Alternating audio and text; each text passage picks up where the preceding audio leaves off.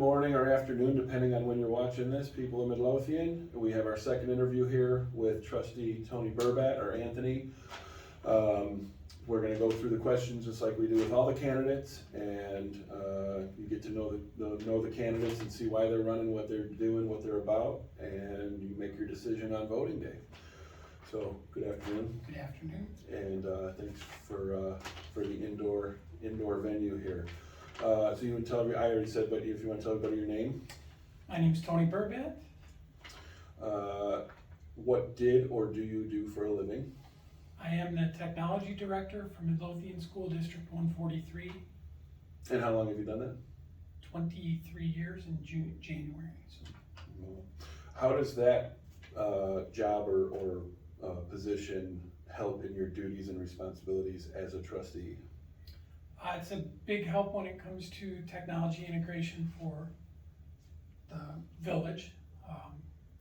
We're at the point where we're building a brand new police station, so we're equipping that for its first time. So it's been a tremendous help with that, and we're trying to modernize what already existed. Midlothian's existed for a long time with almost no budget, trying to piece things together and keep it running. I don't know how long you want me to go on about this, but hey, this is your interview. We do this as a venue or a platform for candidates. Sandy Crowley, since she's been on the board, became the tech person for the village board, and she's done a fantastic job at trying to get things organized and actually develop a budget and work toward modernizing things. And she's been very welcoming to me based on what I know, and kind of sharing the position with me now, and we work together to try to get things up to speed. Gotcha. So how long have you been a resident of Midlothian? With the exception of about 3 or 4 years, my entire life. So I'm 61, so about. So you were born and raised here? My parents lived at 143rd and Kenneth when I was born, and we lived there until I went to Colmar School until 6th grade. We moved to this side of town, and I finished 7th and half of 8th grade here. And then we moved to Tinley Park for a period of time. I did graduation from 8th grade at Virgil Grissom, 1 year at Carl Sandburg, and then we moved back to 14629 Kilbourne, and I did 3 years at Bremen living there. Wow. And then my wife and I bought a house here in 1988, and that's where we live now. My wife was also born while her parents already lived in Midlothian when she was born. So, and I've known my wife since kindergarten. Wow, not many people can say that. Where are we at here? How long have you been a resident? So, a little background, you were appointed. You haven't done a full term. I was appointed. You are an incumbent, but you have not done a full term. You were appointed. So in your short time as a trustee, what is the most challenging part of being a trustee? And I'll clarify, we all know that there's a lot of challenges. There's a lot of things you have to overcome and do, but if you have to focus on one or pick one, what would be the top of the list for what is the most challenging part of being a trustee for the village? Finding the best places to fit in and being cognizant of what already exists. We have, I'm going to go back just to preface it. This is something we just talked about ourselves amongst us. I had opportunities to run for village board before. Other people had prompted me to do it, and I've always had trepidations about it because I've served on the library board here in town. I was president of the library board here in town. I served on the Midlothian School District 143 board at one point. And boards can be very interesting. There's always a number of different personalities, and my experiences have, for the most part, been good, and people had the right motivations.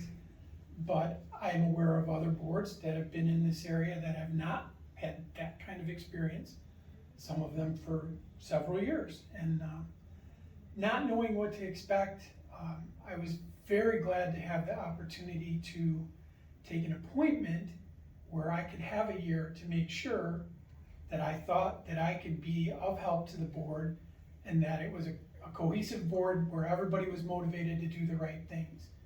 And having had this opportunity for about a year, I can say that I'm very happy with the people that serve.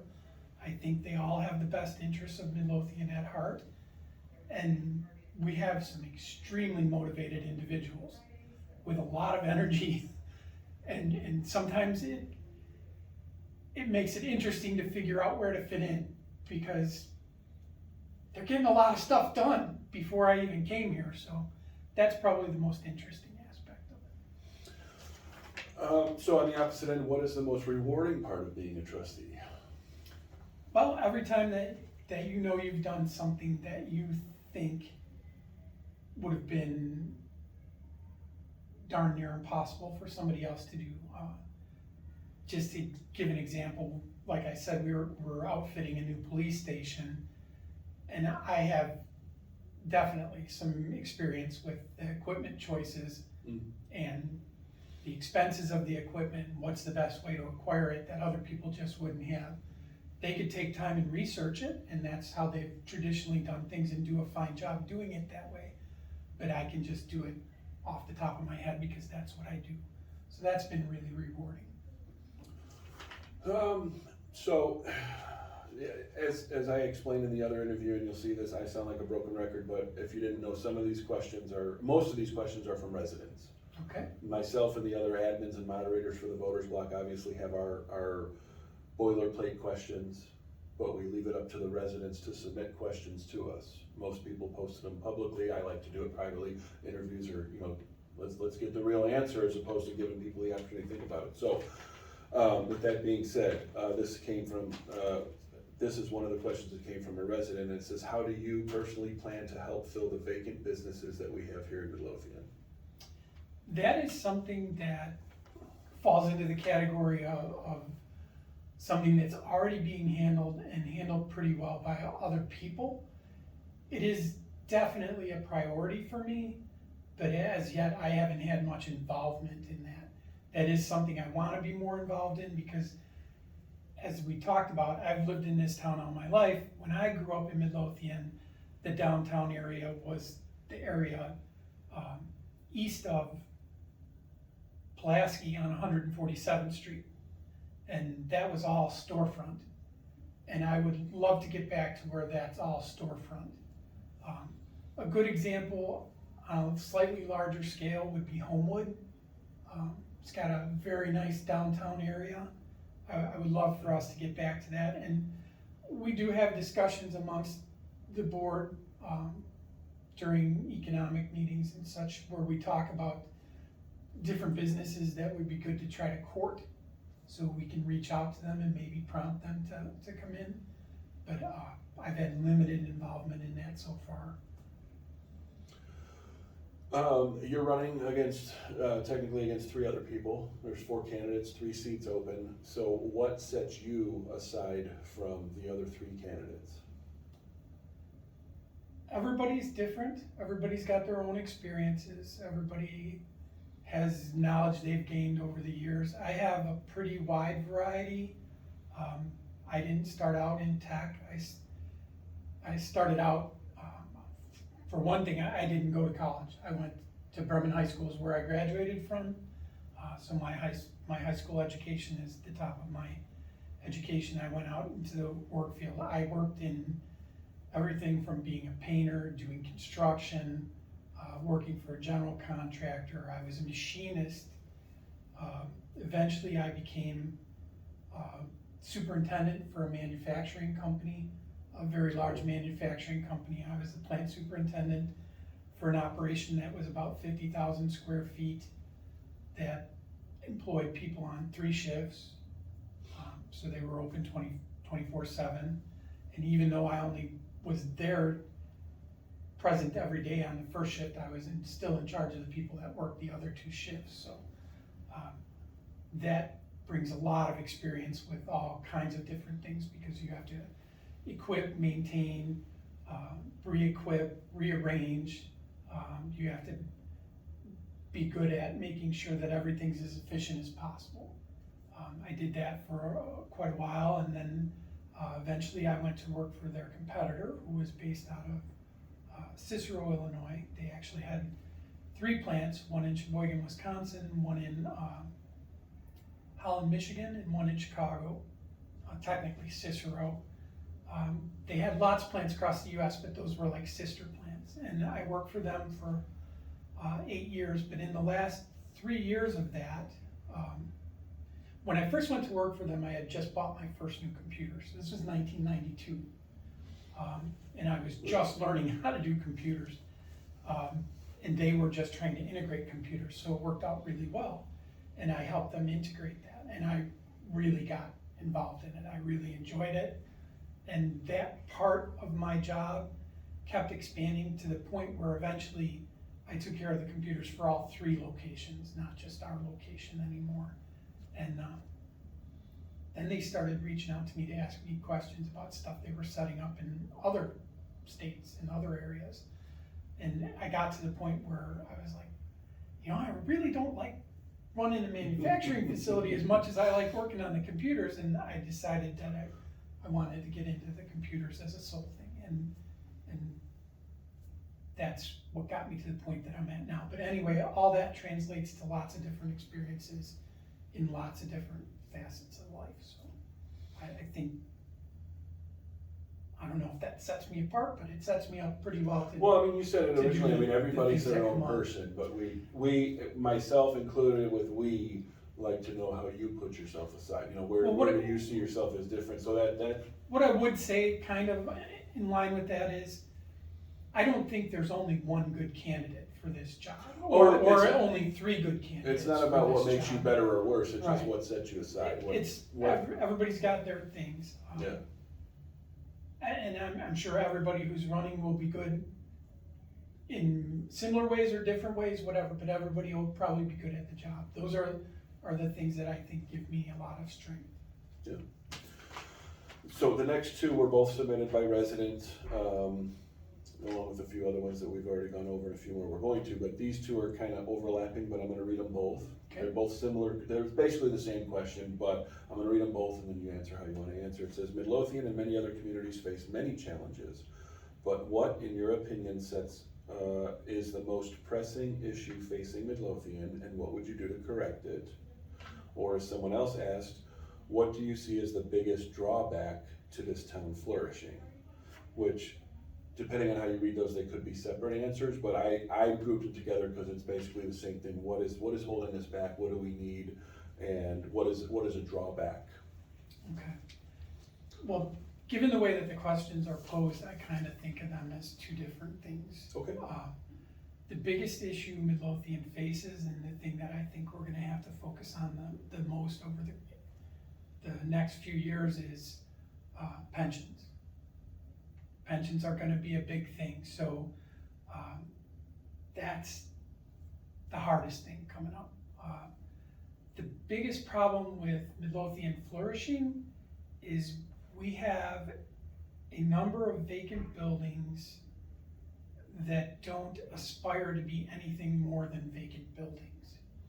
And that's tough, because you have to have people that are interested in revitalizing Midlothian. So that's the thing that's being worked on the hardest, trying to remedy that. And I'd like to take credit for that, but it's not me that works really hard at that. And the person that works really hard at that is much better at that than I would be. But I hope to learn a lot from that person as we're going. Care to mention who that person is? That would be Kathy Caveney. She is really, really good at that and really motivated to do that. A lot of people would agree with you. Everybody on the board would tell you that one of their priorities is trying to revitalize Midlothian and bring businesses in for all the buildings we have that are vacant. Yeah. Anything else on that? No? I think that covers it. Okay, just wanted to make sure. This question is worded a little weird, but I took it verbatim. What is your personal and village-related favorite accomplishment? Now, knowing you've only been a trustee for a year, A little more than a year? It's right around a year. So whether it's what you've done over the last year or personally, like what is your favorite accomplishment? So I'm gonna single it down to one. I would have to say, right now, it's the working on the network system for the village. Yes, mostly involving the new police department, but also revitalizing the stuff we already have. That's my favorite thing right now. What do you see as the village's greatest draw or positive point for residents and businesses? As in somebody who's Greatest thinking- draw? Yeah, in a positive way, to draw residents or businesses, what do we have that brings people here? Well, as we talked about, I've lived here since I was born, which is 1962. Midlothian's always historically been a village that people come back to. There's a lot of people I went to school with that left Midlothian and went to other places, did other things, and have since moved back. When we went out and started knocking on doors to get signatures for petitions, I was pleasantly surprised that a lot of the doors I knocked on, I knew people that were still living there. And I think that's probably the best thing about Midlothian is people do come back. There's a love of Midlothian there. People are invested in Midlothian, and I've been invested in Midlothian almost my whole life. My wife's the same. My kids are all invested in Midlothian. And I see that in other families. So I think that's the biggest draw and the biggest positive for Midlothian. Got a lot of good memories here. A lot of, my childhood had its challenges, but this was a great place to grow up.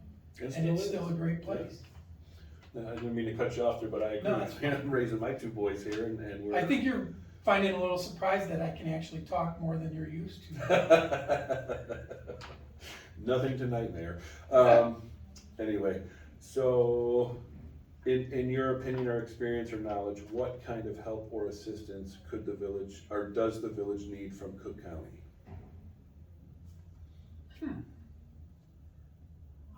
The biggest thing that comes up the most is Cook County taking care of the Cook County roads.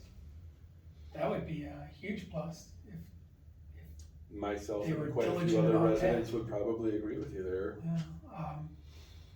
Outside of that, I don't know. I have a tendency to lean towards separation when it comes to the different entities, unless there's a clear division of whose responsibility things are. So, yeah, I don't really have anything more to add to that. That would probably be the biggest plus they could do, is take care of what belongs to them. So then follow up to that is what kind of assistance does the village need from the state? Well, the state historically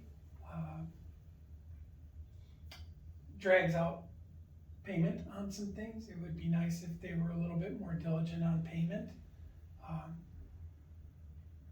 The last few years with COVID have been interesting, so there's a lot of baggage there that probably resulted in some of the recent delays, but just if the state would work really hard to do things on time, that would be great. Other than that, I think they tend to do a pretty good job at figuring out what the local administrations need and trying to address it in a timely manner. So that's about all I would say as far as that goes. Okay. This is a question we've asked every candidate since we've been doing these, which is only 2 elections over 4 years, 2 years ago and now this year. But it's going to be a constant question we ask everybody, and you're not allowed to share this responsibility. But if you personally were given $1 million grant for the village to be used for anything in the village, and you were tasked solely with the authority to use it on something, where would you put that $1 million?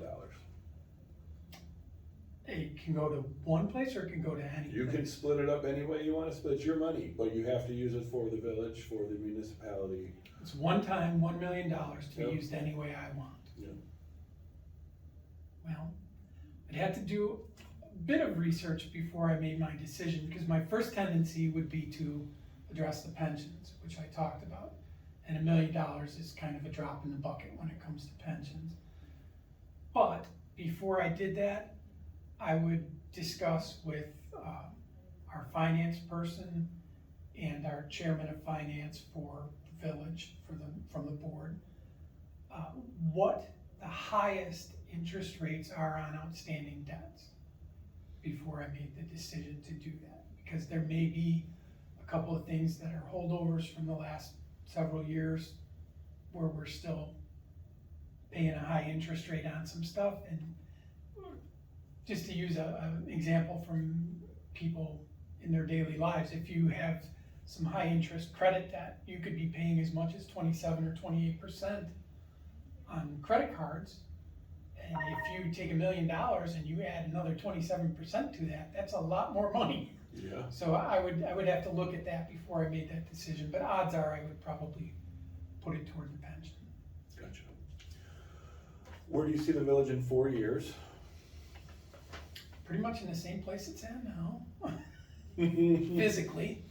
I would like to He's a think smart guy. He's a smart guy. within the next 4 years that we can have brought back a fair percentage of the businesses that are closed. I think you probably noticed for yourself that there has been an uptick recently. Some new restaurants. I've been here 15 years, and I feel that there are more businesses now than there were. I think just in the last 15 years 6 ago. months, there's been quite a few that have come in, and, Yeah. and I think you can attribute that for the most part to Kathy's work and the rest of the board. I'd like to think that that's going to continue and that we can improve that. You've seen that we're building a new police station. They managed to do that without raising taxes at all. That's fantastic. Unfortunately, the rest of the village is still in that same old building that's over there on across the street from Dollar Tree, and that building is not in good shape. So we are going to have to be creative about how we deal with the fire department, the public works, and the village hall itself. I'd like to think that within the next 5 to 10 years, we can have that taken care of. Probably by getting the plans formulated within the next 2 years, and then having a long-term plan that takes care of all that. Those are probably the biggest things that we can do for the village. If you win, what do you personally hope to accomplish over the next 4 years during your term? I just want to be a part of all the things I talked about. And I would like to be a part of all of it, not just the fire department or just the tech. I want to help in whatever way I can help. Whether it's with attending the meetings for finance, or whether it's attending meetings for events committee or whatever. I'd like to be a part of as much as I can be a part of. Second to last question. Do you plan to ever run for any other elected position? I know you're working on this campaign. Yeah, I But- can but- answer it already. But do you ever plan to run for any other elected position or apply for any appointed positions, being in or outside the village, anywhere within government? No, I don't. Like I said, I served on the school district, and I also served on the library board. That's not to say that I wouldn't do it. My mom was a joiner when I was little. Okay. She did ladies auxiliary, and she was a den mother, and she sewed costumes for the school plays back then. And, so I picked up some of that. You know, it's important to give back to the community. A little shout out to Joanne Kyleman, who's the president of the school board, current president of the school board. I served with her when I was on the school board, and as soon as I was no longer on the school board, she pointed out to me that the library board could actually use some help, and I should consider running for the library board. So, you know, Joanne has a good influence on that. I try to do as much as I can in this community, but as far as elected positions, this is the highest office I'd really be interested in serving in the community. I'm more than happy to support other people that are involved, but this is about as far as I would want to go. And Understood. if I didn't do this, like let's say for some reason I don't get elected, would I serve on the park district? Sure, I would serve on the park district. Or would I go back and do more on the library board? If they need the help, I would do it. It's kind of like when my kids were in baseball. I'm not a great baseball coach. I'm not a sports guy. My father wasn't interested in it, and so I didn't develop all the skills for it. But when it was either you coach baseball or there's going to be one less team, I coach baseball. So I'll help where I can help. But this is kind of the highest I'd ever want to do. Gotcha. So the final question will lead you into your closeout. So you close us out, sell yourself to the voters, people who. That's going to be really short. There's a decent amount of people who probably already know who they're voting for, but we do these interviews to bring awareness to the candidates before early voting starts. At least we try to do before early voting starts, and let people think and consider. I mean, you're applying for a job and you're asking us to hire you. So the final question is, why are you running? So you can explain why you're running, and then I encourage everybody to if you want to drop some sort of contact information, whether it's your personal email address, you can't use your village one for campaigning, but your personal email address or phone number, or social media if you have social media. But anyway, I do not have social media. So sell yourself and explain why you're running and why people should vote for you. Okay. Well, I will say, I think questions were fantastic. I think they covered pretty much everything they need to cover. I think I've already outlined all the things that are important as far as my history. I don't think I could say any clearer that I'm invested in the village. The one thing that the school district has loved about me is they never had to worry that I was going to go somewhere else. They always knew that I was invested here, and they were safe as far as that goes. So I don't think you're going to find any candidate that has more experience in Midlothian than I do. I think possibly Don Killeley.